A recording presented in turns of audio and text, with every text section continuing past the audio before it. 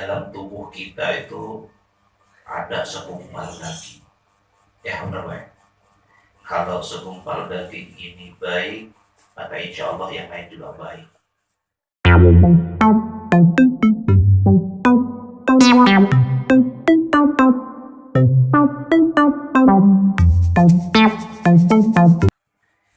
Assalamualaikum warahmatullahi wabarakatuh. Bismillahirrahmanirrahim. Bismillah, alhamdulillah, wassalatu wassalamu ala rasulillah Sayyidina Muhammad ibni Abdillah wa ala alihi wa ashabihi wa man tabi'ahum bi ihsani ila yaumil qiyamah. A'udzu billahi minasyaitonir rajim. Bismillahirrahmanirrahim. Ya ayyuhan nasu ubudu rabbakumul ladzi khalaqakum wal ladzina min qablikum la'allakum tattaqun. Shadaqallahul azim. Innallaha la yanzuru ila ajsamikum wala ila suwarikum walakin yanzuruna ila qulubikum. Illahi anta maqsudi wa ridaka matlubi. Amma ba'du. Rasa hormat, rasa takjim kami sampaikan lebih khusus kepada alhamdulillah kita kedatangan tamu Pak Ustaz Khotib, ya Bapak Ahmad. Alhamdulillah, mudah-mudahan dengan hadirnya beliau di rumah ini membawa keberkahan. Amin. Dan yang saya hormati sahabat-sahabatku semua yang tidak saya sebutkan satu persatu namanya, tapi insya Allah tidak mengurangi rasa hormat saya, rasa takjim saya. Mudah-mudahan kita semua yang ada di sini senantiasa dalam lindungan Allah Subhanahu wa ta'ala. Amin ya rabbal alamin. Yang pertama adalah rasa syukur kita kehadiran Allah Subhanahu wa ta'ala. Mari sama-sama kita ucapkan alhamdulillahirabbil alamin. Mudah-mudahan nikmat yang Allah berikan pada kita mampu menjadikan kita untuk senantiasa istiqomah untuk beribadah kepada Allah Subhanahu wa ta'ala. Shalawat serta salam mari sama-sama kita haturkan kehadiran junjungan Nabi kita Muhammad sallallahu alaihi wasallam. Mudah-mudahan kita tergolong daripada umat beliau yang nanti di yaumil qiyamah mendapatkan syafaat. Amin ya rabbal alamin. Biar semakin semangat, yuk kita sholawat dulu. Sholawat asyifa tibil qulub. Hafal ya Pak? Saya hafal, itu ada tulisannya di atas. Iya. Makanya Allahumma salli wa sallim wa barik alaihi. Semuanya Pak. Allahumma salli ala sayyidina Muhammadin tibil qulubi wa dawaiha wa afiyatin abadi wa sifaiha wa nuril absari wa diyaiha wa ala alihi wa sahbihi wa sallim. Allahumma sholli ala sayyidina Muhammadin tibil qulubi wa dawaiha wa afiyat الأبدان وصفيها ونور الأبصار وضيائها وعلى آله وصحبه وسلم. اللهم صل على سيدنا محمد طيب القلوب ودوائها وعافية الأبدان وشفائها ونور الأبصار وضيائها وعلى آله وصحبه وسلم. اللهم صل وسلم وبارك عليه. Saya kalau di syuting begini nggak bisa santai. Kalau di shoot begini Pak, nggak bisa santai. Jadi tegang bawaan. Biasa. Bisa. Baik. Tadi terima kasih banyak kepada Tuan Guru kita, Bapak Ustaz Khalid, yang telah menyampaikan ilmunya buat kita, mudah-mudahan bermanfaat buat kita. Tadi disampaikan kalau bicara masalah kalbu atau hati, baginda Rasulullah SAW mengingatkan kepada kita, di dalam tubuh kita itu ada segumpal daging. Ya benar baik. Kalau segumpal daging ini baik, maka insya Allah yang lain juga baik. Tapi kalau segumpal daging ini buruk, maka buruk juga yang lain. Ala wahya qalbu, yaitu qalbu. Al-Imam Ghazali beliau mengatakan hati itu menentukan apa yang kita ucapkan.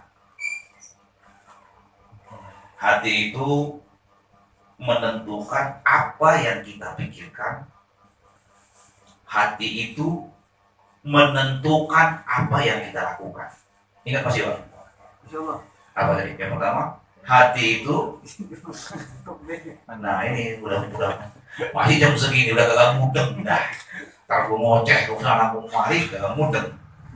Al-Imam Ghazali beliau mengatakan hati itu menentukan ucapan. Hati itu menentukan ucapan pertama. Hati itu menentukan pikiran. Hati itu menentukan perbuatan atau kelakuan atau apa? Ya, jadi 3 Bapak. Bagaimana kita bisa melihat kalau hati seseorang itu katakan bersih atau buruk? Tadi Al-Imam Ghazali mengatakan hati itu menentukan ucapan, pikiran, dan perbuatan. Ya benar. Kita ngaji santai aja, ngaji santai. Ya. Contoh, ini belum semangat masuk materi sebenarnya. Saya nyambung apa yang disampaikan Ustaz tadi, dia sedap dan enak. Saya kalau bicara masalah kolbu paling demen. Asik. Gitu. Jadi kalau dari hati ke hati ini luar biasa. Ya gitu.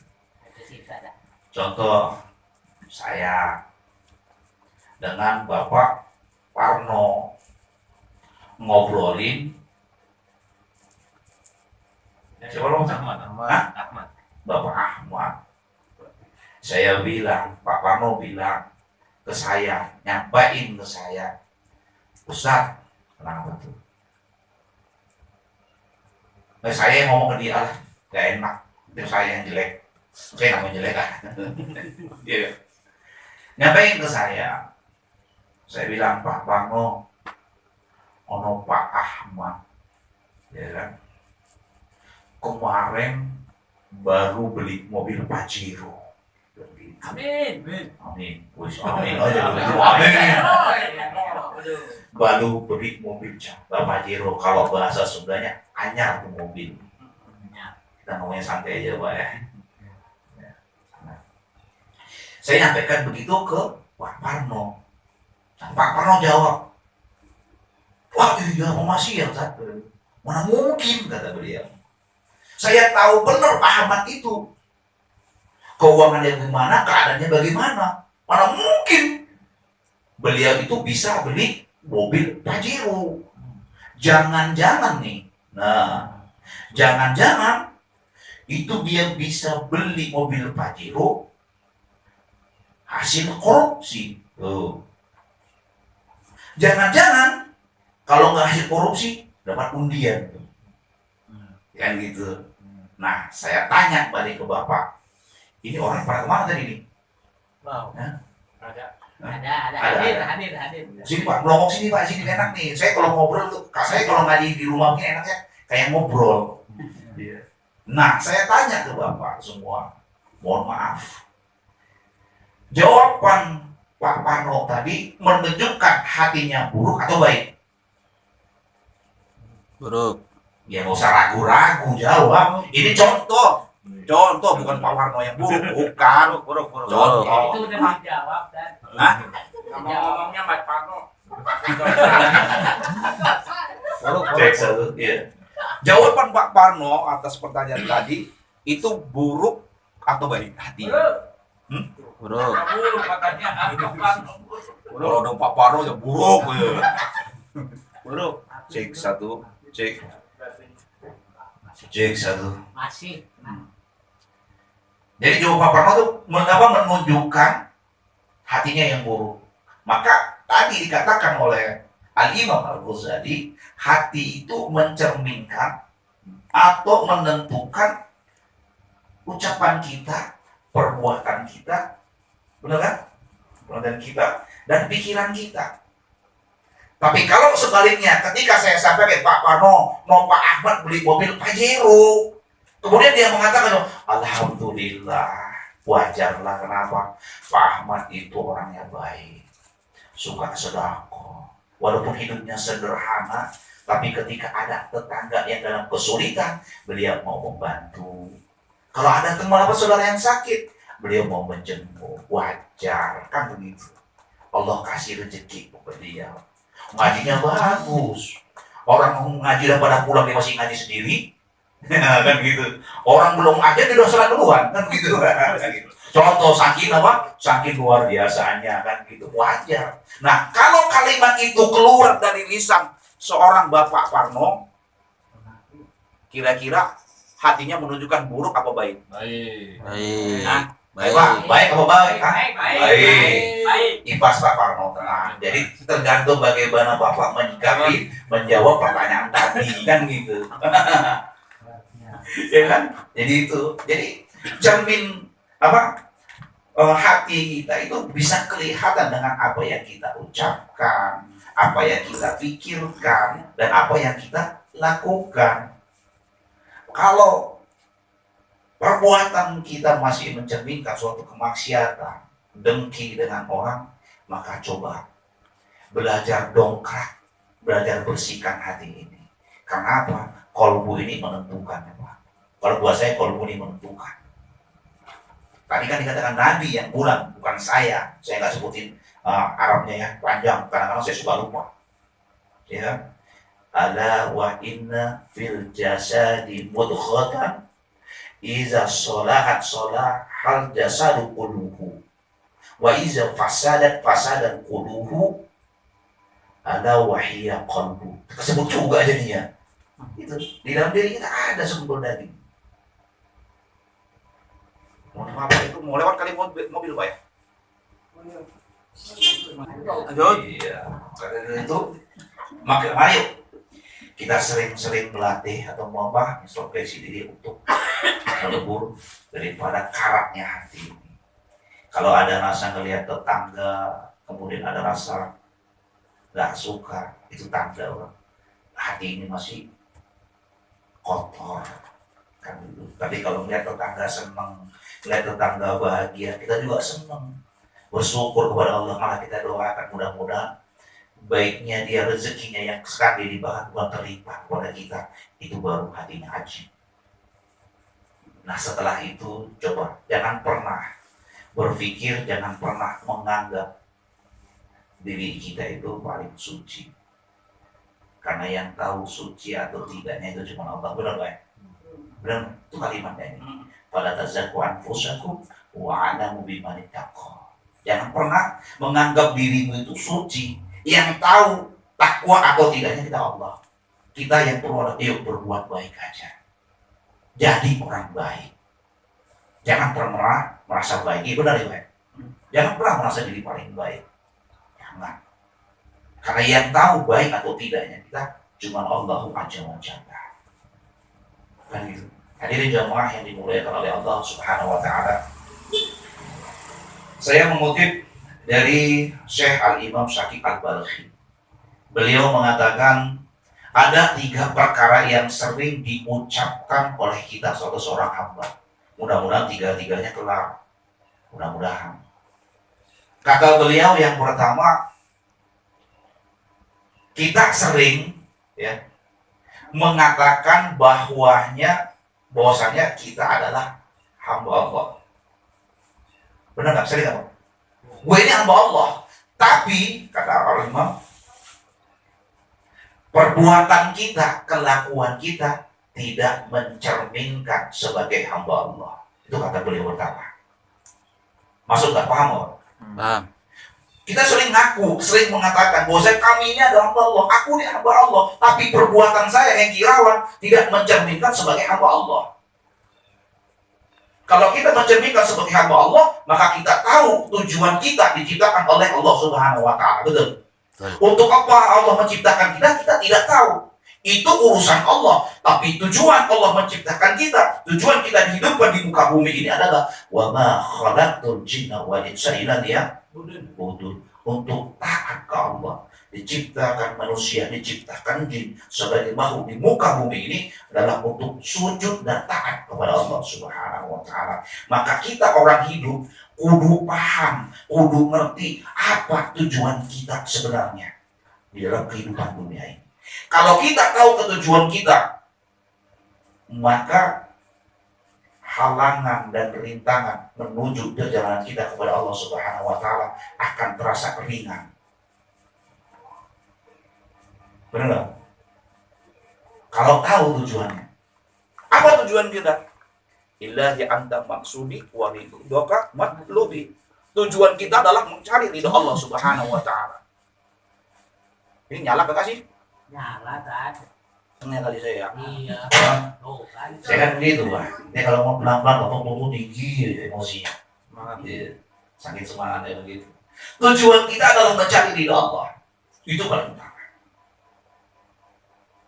Maka pahamin dulu, tujuan kita adalah mencari ridho Allah, mencari surganya Allah. Dan yang paling puncak Allah, ketika kita mencari ridho Allah, Allah ridho kepada kita adalah bertemunya kita kepada Allah Subhanahu wa taala. Betul apa betul?